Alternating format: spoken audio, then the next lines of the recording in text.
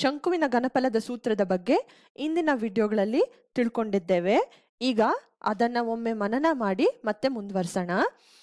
ಶಂಕುವಿನ ಘನಫಲವನ್ನು ಕಂಡುಹಿಡಿಬೇಕು ಅಂದ್ರೆ ಈ ಕೊಟ್ಟಿರುವ ಶಂಕುವಿನ ತ್ರಿಜ್ಯ ಬಂದು r ಯೂನಿಟ್ಸ್ ಆಗಿರಲಿ ಮತ್ತು ಎತ್ತರ ಬಂದು h ಯೂನಿಟ್ಸ್ ಆಗಿರಲಿ, ಇಂತಹ ಒಂದು ಶಂಕುವಿನ ಘನಫಲವನ್ನು ನಾವು ಕಂಡುಹಿಡಿಬೇಕಂದ್ರೆ ಮೊದಲಿಗೆ ನೀವು ಗಮನಿಸಬೇಕಾಗಿರೋದು ಶಂಕುವಿನ ಪಾದ ಬಂದು ಒಂದು ವೃತ್ತಾಕಾರದಲ್ಲಿದೆ ಅಂತ.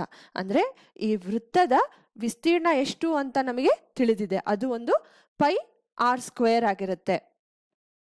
ಈ ವೃತ್ತದ ವಿಸ್ತೀರ್ಣವನ್ನ ನಾವು ಶಂಕುವಿನ ಎತ್ತರದ ಜೊತೆಗೆ ಗುಣಿಸಿಕೊಂಡಾಗ, ಅಂದ್ರೆ ಈ ರೀತಿ ಈ ತರ ಗುಣಿಸ್ಕೊಂಡಾಗ ನಮಗೆ ಹೆಚ್ಚು ವೃತ್ತಗಳ ಒಂದು ವಿಸ್ತೀರ್ಣ ಸಿಕ್ಕತ್ತೆ. ಶಂಕುವಿನ ಪಾದದ ವಿಸ್ತೀರ್ಣ πr² ಅನ್ನ ನಾವು ಹೆಚ್ಚಿನ ಜೊತೆ ಗುಣಿಸ್ಕೊಂಡಾಗ ನಮಗೆ ಇಲ್ಲಿ ನೀವು ನೋಡ್ಬೋದು ಒಂದು ಸಿಲಿಂಡರ್ನ ಆಕೃತಿ ಆಗಿರುತ್ತೆ. ಆದ್ರಿಂದ ಇದರ ಒಳಾರ್ಥ ಬಂದು ಹೆಚ್ಚು ವೃತ್ತಗಳ ವಿಸ್ತೀರ್ಣವನ್ನು ಕೂಡಿಸಿದರೆ ನಮಗೆ ಒಂದು ಸಿಲಿಂಡರ್ನ ಘನಫಲ ಸಿಕ್ಕತ್ತೆ ಅಂತ. ನೀವು ನೋಡ್ಬೋದು ಈ ಸಿಲಿಂಡರಿನ ಘನಫಲ ಬಂದು ನಮ್ಮ ಶಂಕುವಿನ ಘನಫಲಕ್ಕಿಂತ ಜಾಸ್ತಿ ಇದೆ. ಅಂದ್ರೆ ನಮ್ಮ ಶಂಕುವಿನ ಘನಫಲ ಬಂದು 1/3 ಸಿಲಿಂಡರ್ನ ಘನಫಲ ಆಗಿರುತ್ತೆ.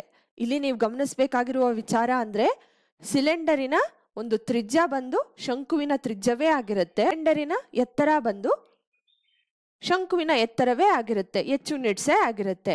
ಹಾಗಾಗಿ ಶಂಕುವಿನ ಘನಫಲ ಬಂದು 1/3 ಇಂಟು ಸಿಲಿಂಡರ್ನ ಘನಫಲ ಆಗಿರುತ್ತೆ.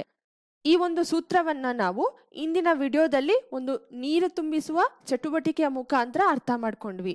ಹಾಗಾಗಿ ಶಂಕುವಿನ ಘನಫಲ ಬಂದು 1/3 ಇಂಟು πr² ಇಂಟು h ಆಗಿರುತ್ತೆ. ಈಗ ಈ ಶಂಕುವಿನ ಘನಫಲದ ಸೂತ್ರವನ್ನು ಬಳಸ್ಕೊಂಡು ಒಂದು ಪ್ರಶ್ನೆಯನ್ನ ಬಿಡಿಸ್ಕೊಳ್ಳೋಣ. ಪ್ರಶ್ನೆಯನ್ನ ಗಮನಿಸೋದಾದ್ರೆ, ತ್ರಿಜ್ಯ 21 ಸೆಂಟಿಮೀಟರ್, ಎತ್ತರ 28 ಸೆಂಟಿಮೀಟರ್ ಇರುವ ಶಂಕುವಿನ ಘನಫಲವನ್ನು ಕಂಡುಹಿಡಿಯಿರಿ ಅಂತ ಕೇಳಿದ್ದಾರೆ. ನಾವು ಮನನ ಮಾಡ್ಕೊಂಡ್ವಿ. ಶಂಕುವಿನ ಘನಫಲದ ಸೂತ್ರ ಏನಾಗಿರುತ್ತೆ?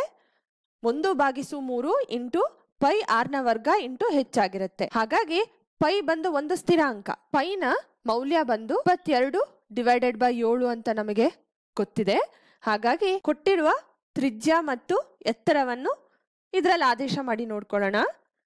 22/7 ತ್ರಿಜ್ಯ ಬಂದು 21 ಸೆಂಟಿಮೀಟರ್ ಅಂತ ಕೊಟ್ಟಿದ್ದಾರೆ. 21 ಸೆಂಟಿಮೀಟರ್ನ ವರ್ಗ ಅಂದ್ರೆ ಅದನ್ನ 2 ಸತಿ ಗುಣಿಸ್ಬೇಕು. 21 ಸೆಂಟಿಮೀಟರ್ ಇಂಟು 21 ಸೆಂಟಿಮೀಟರ್ ಇಂಟು ಎತ್ತರ ಬಂದು 28 ಸೆಂಟಿಮೀಟರ್. 28 ಸೆಂಟಿಮೀಟರ್. ಹಾಗಾಗಿ ಇಲ್ಲಿ ನೀವು ನೋಡ್ಬೋದು centimetre into centimetre into centimetre. ಹಾಗಾಗಿ ಇದು ಸೆಂಟಿಮೀಟರ್ನ ಘನ ಆಗಿರುತ್ತೆ. ಈಗ ಸಂಖ್ಯೆಗಳನ್ನ ಸರಳಗೊಳಿಸ್ಕೊಳ್ಳೋಣ. 7 1 7, 7 3 21, 3 1 3, 3 1 3. ಹಾಗಾಗಿ 22 ಇಂಟು 21 ಇಂಟು 28. ಮೊದಲಿಗೆ ನಾವು 22ಅನ್ನ 21ರ ಜೊತೆ ಗುಣಿಸ್ಕೊಳ್ಳೋಣ. ಆಗ ನಮಗೆ 462 ಸಿಕ್ಕತ್ತೆ ಇಂಟು 28.